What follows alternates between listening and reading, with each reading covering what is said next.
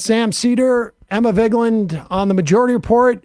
We are now joined via Zoom with David Bedar. He is a history teacher and a member of the Newton Teachers Association. He's out in front of, what school are you out in front of, David? So I'm right now in front of the Newton Education Center, along with a whole lot of people. Wow, that is a lot of teachers. Educators, community members, students, alumni. It's quite the scene. There are hundreds and hundreds of people here. How many teachers are, who exactly is on strike right now? We, educators of the Newton Teachers Association, about just under 2,000 of us. And the school district that serves about 12,000 students. And what are the, why have you folks walked out on strike? Sorry, a bit loud here. Why? So our main priorities. Yeah. So this is, I've lost track of the days at this point. We voted to authorize Thursday night, as it always is. It's a absolute last resort. Nobody, despite the energy, people screaming in my ear right now, despite this, nobody, wanted to have to do this in the first place. It shouldn't have been necessary. We authorized the strike vote last Thursday. And the reason for that really is our mayor here in Newton, Mayor Ruth Ann Fuller, has systematically, chronically underfunded the schools. Some of us might say actively defunded the schools. And is, at this point, threatening layoffs if there's going to be a settled contract. Or I can't do that the way that we love our educators, but I can't do that. Otherwise, that's going to result in layoffs. Which we feel is inaccurate, to say the least. He's already been laying off people. We've cut almost 60 positions the last 2 years. There's a torrent of misinformation, of, call it what it is, propaganda coming out of the mayor's office and school committees here. And we are fighting for things that are eminently reasonable. We're looking for our Unit 3 members, so behavioral therapists, instructional aides. We're looking for them to be paid a living wage. Folks at the bottom, sorry, loud here so you can't hear. I'm happy to take out the headphones in a sec if you want to hear the crowd. Ayanna Presley, representative. Congresswoman is going to be speaking, as I understand it today. A bunch of student speakers we just had, and I can't even hear who's speaking right now. I think an educator. So as far as the main priorities, we are, we're looking for, living wage. That's what I started to tell you, about $27,000 starting salary is not going to cut it. This is an affluent city. This community really deeply values education, and the community is on our side, as evidenced, I think pretty clearly. Some of the folks wearing these blue hats are not educators. They're supportive community members, parents. So we're looking for Unit C, living wage. We're looking for mental health support for our students. In particular, looking for social workers to be put at all the elementary schools in Newton. We are looking for reasonable cost of living adjustments that are, going to keep us competitive and able to attract and retain really top-notch educators, along with being at least consistent with, sorry, big cheers again. Also, just to keep pace or try to keep pace with inflation. We're not asking, 8%. We're asking for something reasonable. What else can I tell you? We are looking for a humane, modern, not archaic and sort of patriarchal definition of family leave. So we're looking to, they still have language in there that is from the dark ages and also not consistent with what's law for folks in the private sector as mandated by the state of Massachusetts. We're asking for the equivalent. We're looking for, 12 weeks. We're looking for 60 days of paid parental leave. None of this language about primary parents. That's, we think that's ridiculous. And really, really out of date. And those are just, I would say, 4 or so of the major proposals that are not only on the table, but they have been on the table. They've been our priorities for now 16 months.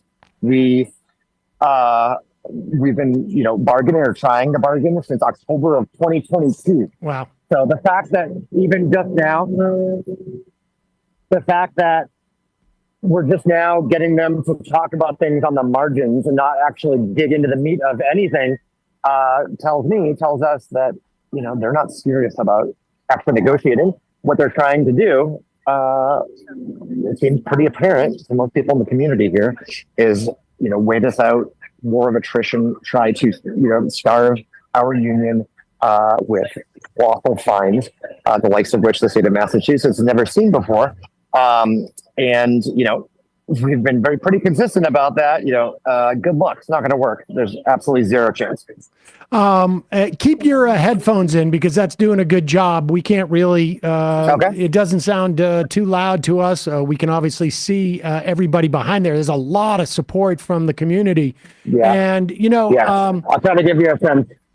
years ago, I spoke to Barbara Maglione, who was a former head of the Massachusetts Teachers Union. I don't know if it was the same union as of which you're local, but there was at that time like a big push to sort of push for social justice unionism. And I wonder if in the course of those 19 months building up, do you have a sense as to how much the union began to reach out to the community to drive that kind of support that we're seeing from all the members of the community there? Yeah, sorry. So the question was, when did the sort of mobilization start taking place? I guess the question is like, what was the union doing to get such support from the community in the buildup to going on strike?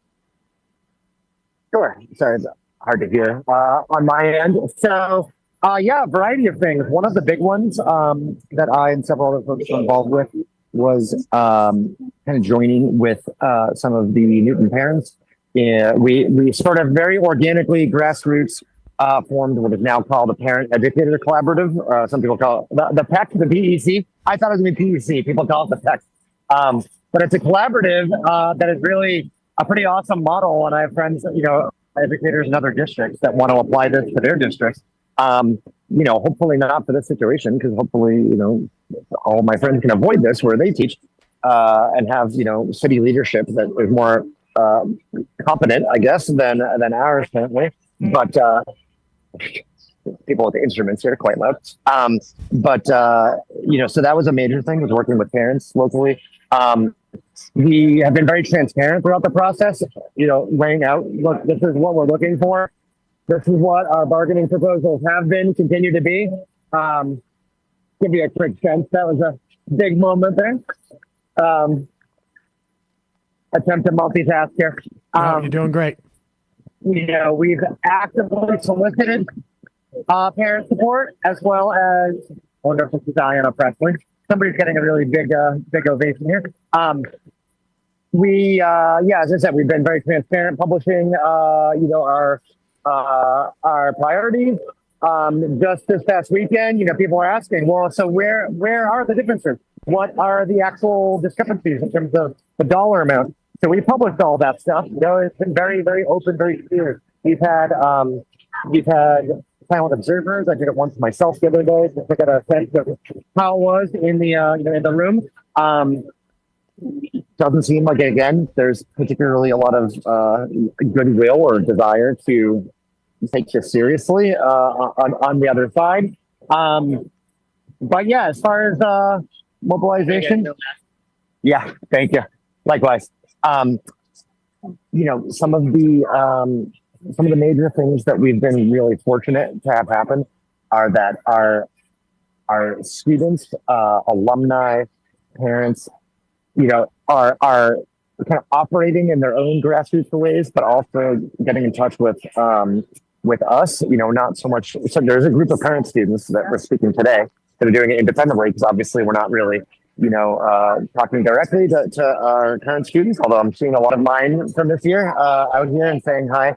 But, there's an extensive network of alumni that care passionately about these issues and are very supportive of their educators and all the folks that help them get to where they are now. How many years have you been teaching? I'm just going to move slightly so I'm not distracting from the speech there. Sure. People are trying to listen in.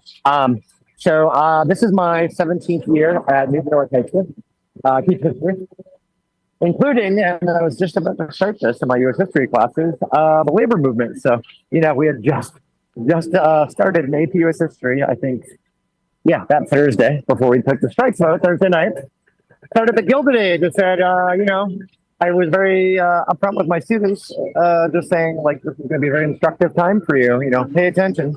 You're going to get the historical context from me in class, and I hope that's, tomorrow. But whenever it is soon, we hope that you'll be able to place this in the larger context. Statewide, Massachusetts, nationally, and in terms of the history of this nation, because teacher strikes are illegal in Massachusetts. And I said, well, I can teach you factually about the origins of that. Let's talk about the Boston police strike of 1919, and we can dig into historical context. So I look forward to being able to do that when we're back. Did you say that teacher strikes are illegal or are legal? They're illegal. We are actively breaking the law right now. We are engaged in an act of civil disobedience, and we're getting fined exorbitant sums that will have no impact other than making us more resolute, other than making us stronger. And so I guess you answered my question about resolution. What can folks do who are in the community and even outside the community to support you guys? Sure. Yeah. Thanks for asking. I mean, if folks can go to see our there's a link tree that we have up on newteach.org is the website for our association. Again, it's the Newton Teachers Association. It's newteach.org. There's donation links. There's all sorts of information up there. Like I said, kind of a full bargaining history. Get it all out in the open. Look, this is what we're looking for. Nobody's trying to hide it. It's kind of common sense, really reasonable proposals that are going to be good for kids and good for educators and be able to sustain the school district long term. This is a place that, really values education deeply. All the community wants us to, sort of put the money behind that does exist, contrary to what the mayor would have people believe in her active, disinformation campaign. I encourage people to go look for themselves. Look at the Newton Public Schools, social media presence as well. People can judge for themselves, draw your own conclusions. I would argue it's being weaponized right now, the propaganda machine, against their own teachers. They're maligning us for trying to do right by our students and, get them active support. Make sure that they're safe. Make sure that, actual hours worked by education support professionals match up to what they're getting paid for. That's not, crazy stuff there. They work with our most vulnerable students, some of the most hardworking people in the district. Again, $27,000 a year. Newton's expensive. All right. Newton's expensive. I know that. It sure is. It sure is. All right. Well, most of us can't afford to live here. We will. Are you guys going to be on the picket lines at the different schools over the next coming days? Is that the plan? We have been. The question of whether that will continue, to a large degree, I hope not, because I hope that people will apply enough pressure on the mayor and she will do the right thing and fully fund the schools. But we have been, I can tell you that, and we will be tomorrow if she does not. And every day going forward, we're at the individual schools.